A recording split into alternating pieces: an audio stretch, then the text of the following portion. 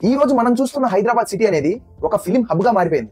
Actor, director, technician ఏది అవ్వాలనుకున్నా మన తెలుగు వాళ్ళకి ఎక్కువగా ఛాన్సెస్ దొరికేది హైదరాబాద్ లోనే. ఎందుకంటే ఇక్కడ Annapurna studios, Ramoji Rao film city లాంటి పెద్ద పెద్ద స్టూడియోస్ ఉన్నాయి. హైదరాబాద్ లో వివిధ స్టూడియోస్ ఎలా వచ్చాయి, తెలుగు చిత్ర పరిశ్రమ ఇంత గొప్ప శిఖరాలకు వెళ్ళడానికి ఈ స్టూడియోస్ ఎలా ఉపయోగపడ్డాయి, అసలు హైదరాబాద్ లో ఉండే స్టూడియోస్ ఏంటివి, 1975కు ముందు మద్రాసులోనే మన తెలుగు చిత్రాలు కూడా నిర్మించేవారు. ఏఎన్ఆర్ గారి సంకల్పమే ఈ రోజు మనం హైదరాబాద్ లో చూస్తున్న అన్నపూర్ణ స్టూడియోస్ స్థాపనకి దోహదపడింది. ఏఎన్ఆర్ గారు ఎంత పట్టుదల గల మనిషి అంటే ఆయన చిత్ర నిర్మాతలతో ఇలా అన్నారంట, మీరు ఆంధ్రప్రదేశ్ లో చిత్రాలు నిర్మిస్తేనే నేను మీ సినిమాల్లో పనిచేస్తానండి. ఈ రామోజీరావు ఫిలిం సిటీ అనేది హైదరాబాద్ లో 2000 ఏకర్స్ ఏరియాలో ఉన్న one of the largest film studio complex.